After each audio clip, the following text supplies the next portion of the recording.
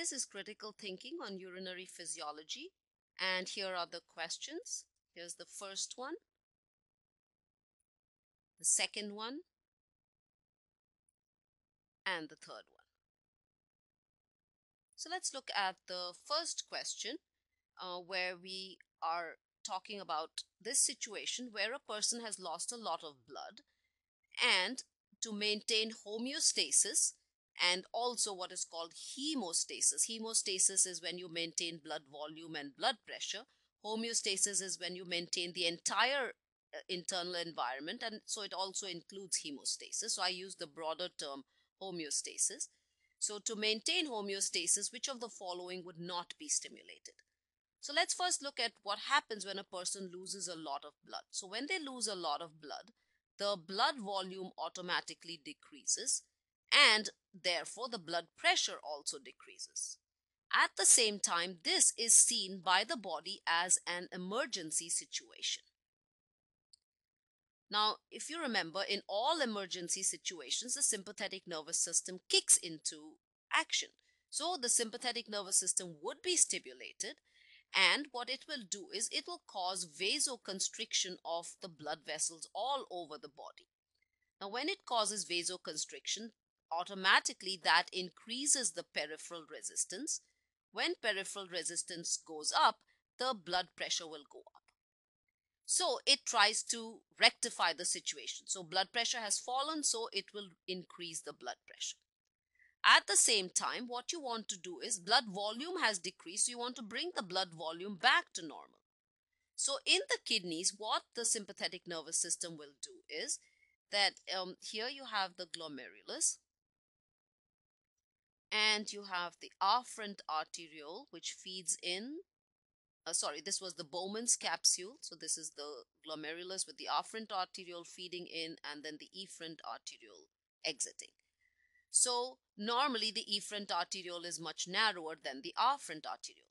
In an emergency situation like this, the sympathetic nervous system acts on the afferent arteriole and constricts it too. So when it constricts it, obviously less blood will flow through the afferent arteriole and into this network of capillaries. So the pressure in this capillaries, the filtration pressure, will decrease, which means less will be filtered out. So we have the glomerular filtration rate will decrease. When that decreases, less urine will be formed. So there'll be decreased urine formation. When less urine is passed, obviously less fluid goes out of the body, so that will help to bring the blood volume back to normal. And if you look at it as a common sense situation, when you've lost a lot of blood, you do not want to lose more fluid by passing a whole lot of urine. So the body reacts by passing as little urine as possible, so that you can try and bring the blood volume back to normal. And that's how the sympathetic nervous system acts. Let's look at the next situation. Now, this decreased blood volume and decreased blood pressure affects most of the body. And you can see here, as the blood volume is decreased, less blood will pass through the afferent arteriole. And if the less blood is passing through the afferent arteriole, automatically you can see that the cells in the afferent arteriole, the JG cells, they sense this lowered blood pressure. When they sense this lowered blood pressure, they secrete renin. This renin goes and activates angiotensin, and the renin-angiotensin mechanism kicks in. When the renin-angiotensin mechanism kicks in, that causes release of aldosterone. So you can see that renin will be secreted in this situation because of the decreased blood pressure and blood volume in the afferent arteriole. So this will also be stimulated. And we just said that aldosterone, because of the renin-angiotensin mechanism, aldosterone is also going to be secreted. And how does aldosterone help?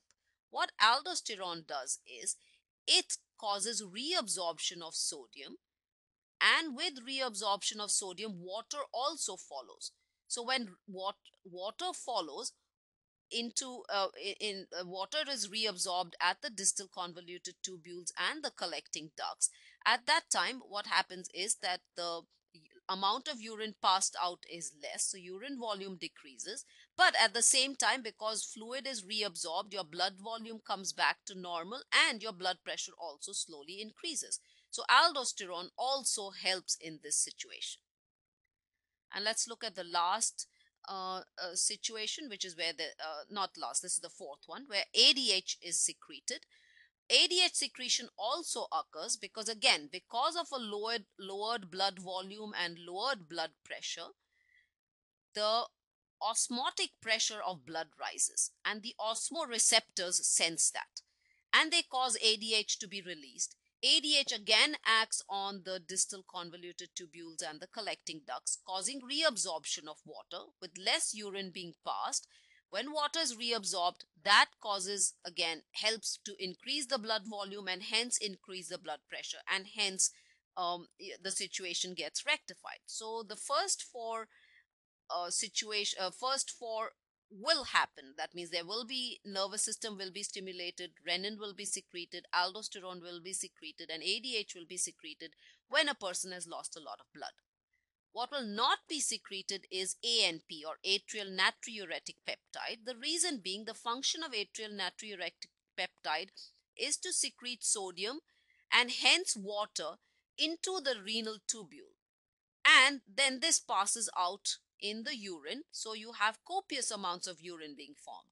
Now in this situation, you do not want to lose water and you don't want to lose sodium, so you hence don't want ANP to be secreted, because ANP is actually an antagonist of ADH and aldosterone. So therefore the answer to this question is ANP will not be secreted. Let's look at the next question, where you have to identify the false statement. So here, the first one is a constriction of the afferent arteriole will cause decreased filtration, and this is true. And we just saw in the, as I said in the previous question, if you look at the Bowman's capsule, and here is the afferent arteriole and then the efferent arteriole. So if there's a constriction of the afferent arteriole, less blood is flowing into the afferent arteriole, hence into the glomerulus. Automatically the filtration pressure will decrease, and hence the glomerular filtration rate will decrease. So this is true. The next one, which says drinking excessive quantities of alcohol or water produces dilute urine. This is also true. And if you think of this, if you drink too much water or alcohol, your body has more fluid than normal. So what it will do is want to get rid of that excess fluid, and it can do that by passing more urine, and in that case the urine becomes dilute. At the same time, alcohol by itself also decreases ADH secretion. Now when it decreases ADH secretion, what will happen? The distal convoluted tubules and the collecting ducts become impermeable to water.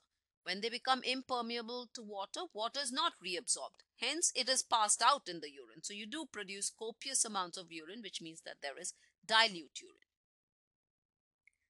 Let's look at the third statement, which says a massive hemorrhage results in decrease in the volume of the extracellular compartment. This is also true, because the extracellular compartment consists of the fluid in the blood vessels and the fluid in the extracellular tissue spaces, so extracellular spaces.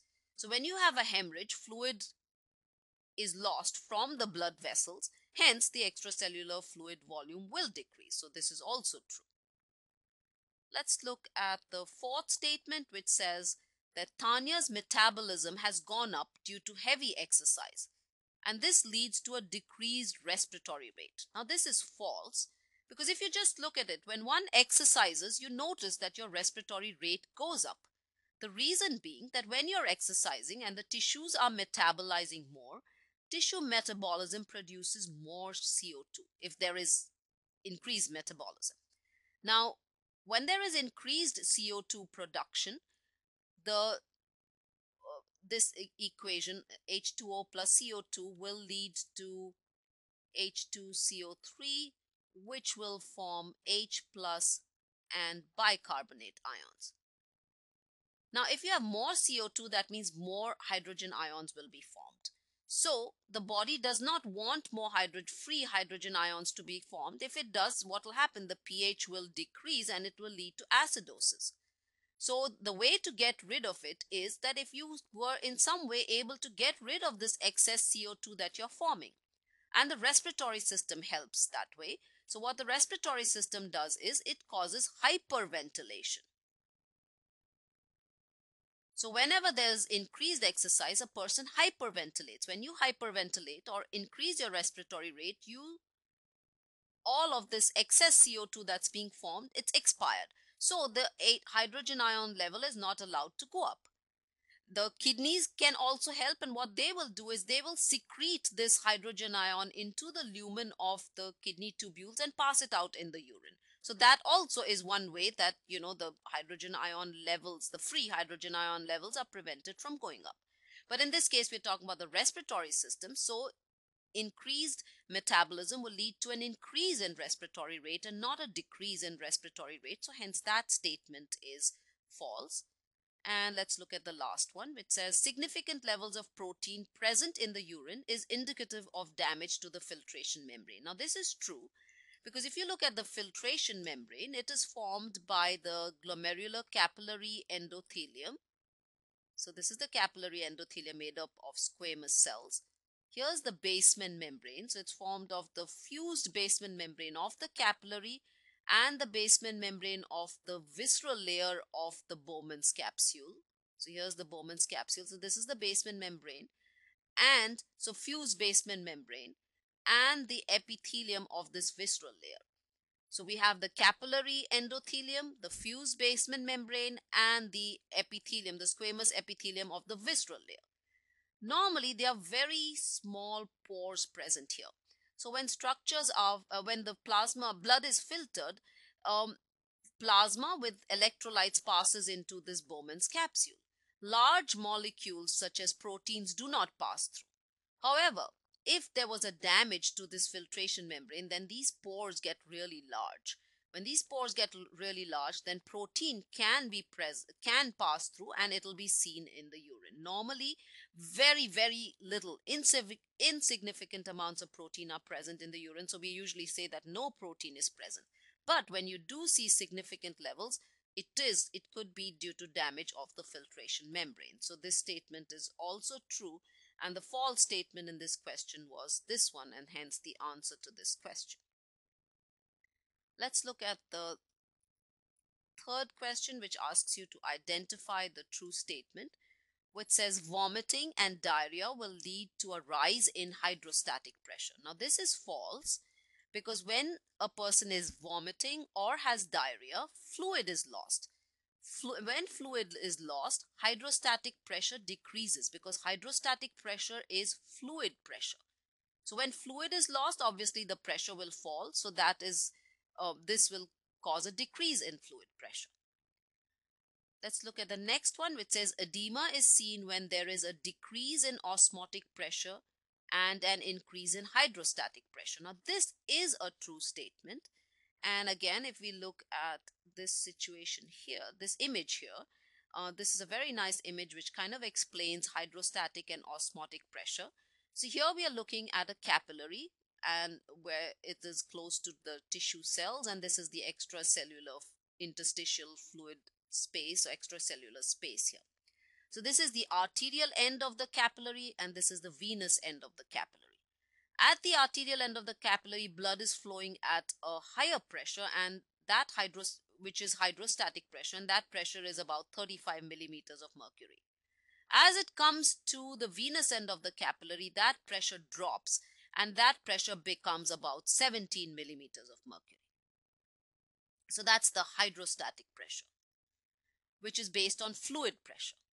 So the fluid flows slowly, so hence the fluid pressure drops to 17 millimeters. Osmotic pressure is based on the solutes which are present in the blood, which means, the proteins and the electrolytes. Now, those don't change from the arterial to the capillary end, arterial to the venous end. They remain the same. The same amount of proteins will be present at either end, same amount of electrolytes. So the osmotic pressure is 25 millimeters at both ends. You can see this over here. Now, hydrostatic pressure tends to throw fluid out. Because the pressure is more, it tends to throw fluid out. Osmotic pressure tends to draw fluid in. So there's a balance between the two. Whichever is higher, that wins. So at the arterial end, you can see that the hydrostatic pressure is more than the osmotic pressure. So fluid goes out into these tissue spaces, and from there it will go inside the cells. When you come to the venous end, because hydrostatic pressure has fallen, but osmotic pressures remain the same, osmotic pressure is greater. So now fluid goes back into the blood vessel. So you lose fluid at the arterial end, but you take it back in at the venous end. And that's how blood volume is kept constant. Now that question said, whenever there is a drop in osmotic pressure or a rise in hydrostatic pressure, that will cause edema. Edema is a situation when there is excess fluid present here in the interstitial spaces, and then that goes inside the cells. So automatically, if the hydrostatic pressure is more, so that means that more fluid will be thrown out. And this could happen in a situation where, let's say, you're sitting for a long time and the veins get congested. So automatically you can see that the pressure will increase. Or you give somebody an intravenous drip and you pour more fluid into their blood vessels. Again, the hydrostatic pressure will increase and it will throw fluid out. At the same time, if you decrease osmotic pressure, that means if somebody was to lose solutes, so they lose proteins and electrolytes, say, in the urine or in any other situation, the osmotic pressure has fallen down. So now fluid cannot be taken back into the blood vessel. So it will remain in this extracellular space, interstitial space, and in the cells. So hence it will remain here and cause edema. So therefore, a decrease in osmotic pressure or an increase in hydrostatic pressure will lead to edema. Hence, that statement is true. So let's look at that. So that is the true statement over here. So we said this one was false. Let's look at the third one, which says increased blood osmotic pressure will inhibit release of ADH. Now this is false, because remember we said there are osmoreceptors in the hypothalamus which sense osmotic pressure. If there is increased blood osmotic pressure, that means that usually you don't increase solutes in the body, but it is because fluid has been lost. When fluid is lost, automatically the osmotic pressure rises, because for the same amount of fluid, if I were to give you an example, let's say you have 100 ml of fluid and you had, let's say, 25 grams of solutes. Now, that means now the osmotic pressure is about 1/4. Now, if somebody loses fluid and it becomes 50 ml, but your solutes still remain about the same, or maybe they just decrease only slightly, because whenever there is fluid loss, as in hemorrhage or vomiting or diarrhea, you lose more fluid than you do solutes. So you can see now the osmotic pressure is 50% almost. So the osmotic pressure rises. So there is usually osmotic pressure rises when there is loss of fluid from the body. So when there is loss of fluid, the body wants to conserve fluid, and that will actually cause stimulation of ADH secretion. When ADH is secreted, the kidney tubules will reabsorb water and bring the fluid level back to normal. So it will not inhibit, instead it will cause release of ADH. So this is a false statement. And look at the last one, which says excessive removal of HCl from the stomach as in nasogastric suction can lead to acidosis. This is also false, because acidosis is when the hydrogen ion levels, free hydrogen ion concentration increases. And here you're removing an acid, which is HCl. So you're removing hydrogen ions. So therefore, it will not lead to acidosis. Instead, it will actually lead to alkalosis. It will lead to alkalosis. So this is not a true statement. So the only true statement is this one, and hence the answer to this question.